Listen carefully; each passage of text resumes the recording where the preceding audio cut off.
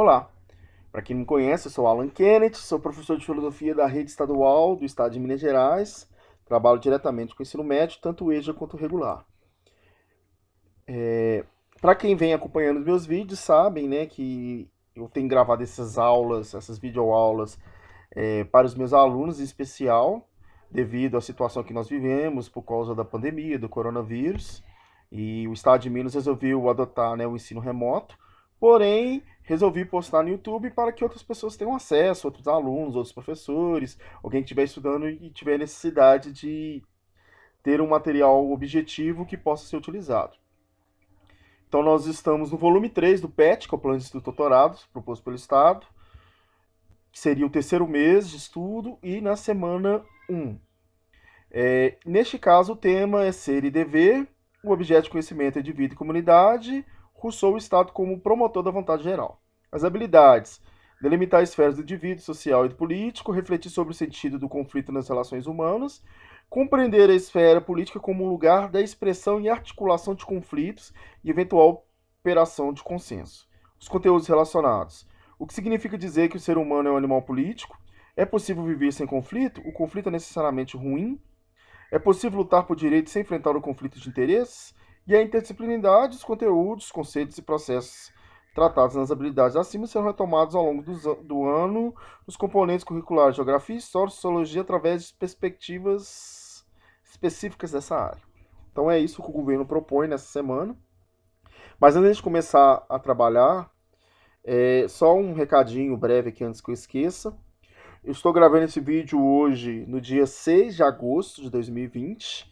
E amanhã, dia 7 de agosto de 2020, vai estrear um programa meu, né, no qual eu fui convidado a apresentar esse programa na Web Rádio Nossa Mãe, que é uma web rádio lá de Ibirité, é uma web rádio católica, tá? E o dono da rádio, né, a pessoa que pensou a rádio, né, que organiza a rádio, podemos dizer o diretor, ele me fez o convite para que eu apresentasse um programa sobre educação nessa rádio. E será toda sexta-feira às 20 horas. A transmissão ela acontece na página deles no Facebook, Rádio Nossa Mãe, e pelo aplicativo que eles possuem, que é o Web Rádio Nossa Mãe, se não me engano. Você encontra ele, eu sei que no Android tem na loja. Eu não sei se no iPhone tem o aplicativo. Do smartphone que utiliza Android, com certeza tem, porque eu inclusive baixei. E esse primeiro programa eu vou entrevistar, vai ser um programa de entrevista sobre pessoas ligadas à educação. Eu vou entrevistar a vice-diretora da minha escola, que é professora também, tanto na rede pública como na rede particular. No caso, ela vai ser entrevistada amanhã, a Patrícia Correia. E aí eu faço esse convite para que vocês possam participar com a gente através do canal no Facebook, que talvez seja mais fácil, ou então baixando esse aplicativo, que é pequenininho, e escutando. E aí nós vamos falar sobre os desafios da educação nesse tempo de pandemia, vai ser o primeiro programa. Então o convite está feito, vamos começar, porque senão vai estender muito o vídeo. O tema, então, a filosofia política moderna e conceito de Estado. É um texto Silvio Galo que vai falar sobre Jean-Jacques Rousseau. Eu já trabalhei Jean-Jacques Rousseau dentro do tema legitimidade e poder quando eu falo sobre os contratualistas. Vocês podem dar uma olhada que tem um vídeo, aí um vídeo mais antigo, eu vou ver se deixo o link dele na descrição, que aí eu vou falar sobre Locke, Rousseau e Hobbes. E aqui esse texto ele vai ser específico de Jean-Jacques Rousseau. Mas aí só para a gente sintetizar, quem que é Rousseau? Rousseau foi um filósofo francês, um filósofo francês, mais ou menos da Idade Moderna. Eu não lembro o período histórico mais ou menos que ele está situado. Eu acho que lá nesse vídeo, se não me engano, eu coloquei. Mas ele vai ter um pensamento que a gente pode dizer que ele contrapõe o pensamento de Hobbes. Ambos são contratualistas, né? Ambos defendem a ideia de um contrato social. Mas quais são as diferenças? Hobbes, ele via que o homem, antes da sociedade, podemos entender assim, quando o homem vivia o que eles chamam de estado de natureza, ele era mau. E aí é necessária a criação de um contrato social dos seres humanos mais fracos se unindo para se protegerem dos seres humanos que exploravam eles. E aí vai ter a figura do monarca, que é aquele que vai, né, governar esses outros, e aí eles abrem mão da liberdade para ter segurança, direito à vida. Tá? Ele vai desenvolver isso na sua obra Leviatã. Então, ele vai ter essa ideia. E posteriormente, eu acho que a gente vai aprofundar um pouco mais em Hobbes. Eu só estou sintetizando para vocês entenderem melhor, né, o que o Rousseau propõe. Já o Rousseau propõe o inverso. O Rousseau fala que não tinha essa coisa do ser humano ser mal no estado da natureza.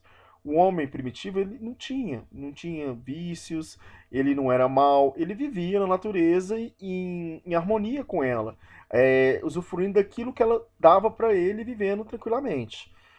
O que vai estragar, né, o ser humano, podemos dizer assim, é quando um ser humano resolveu cercar um pedaço de terra e falar: esse pedaço de terra é meu. E aí ele vai criar o que nós entendemos como propriedade privada. Né? Ele simplesmente cerca um pedaço de terra, fala que é dele, outros seres humanos vão fazer a mesma coisa e vai chegar um momento que alguns seres humanos não vão ter um pedaço de terra. E aí, para que eles possam viver naquela região, eles vão ser obrigados a viver na terra de alguém que já cercou um pedaço de terra e trabalhar para aquela pessoa em troca de viver naquele local. E aí vai começar a desigualdade social. Só que o Rousseau ele não vai ver o Estado necessariamente como algo negativo. Né? Hobbes via o estado de natureza como negativo e o Estado como positivo. O Rousseau não. Ele acredita que dependendo da forma que o Estado for, ele é algo bom. Né? Claro que era melhor se a gente vivesse no estado da natureza.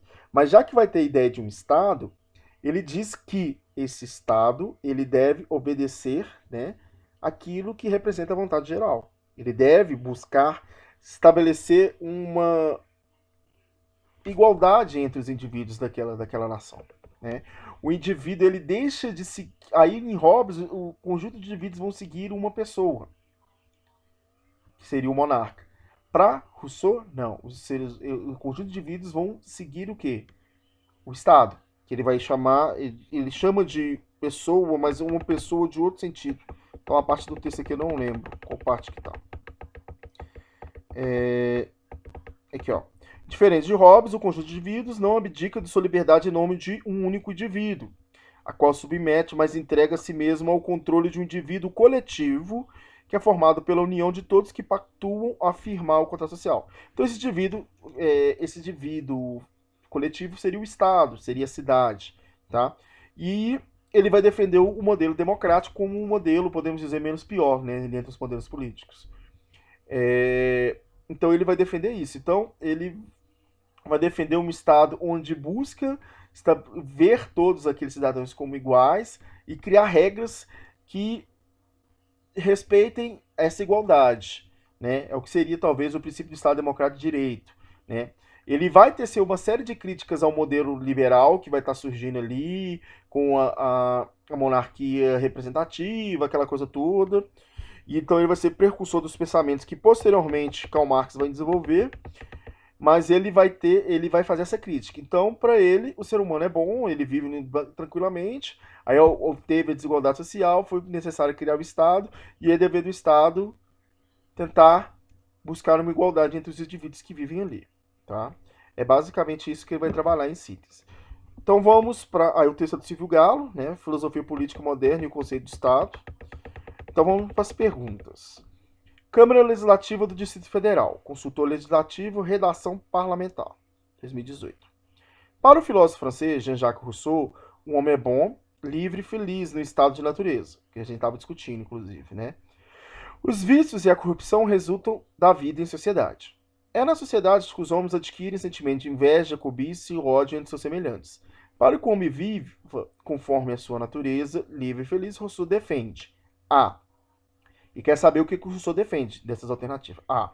Ruptura radical com os vícios da vida em sociedade e o retorno definitivo à vida em contato com a natureza. Não. Ele fala que a natureza é melhor, mas já que a gente tem tudo isso, que a gente tem que viver um regime democrático. B. Uma educação em contato com a natureza para que na infância o homem não seja contaminado pelos vícios da sociedade.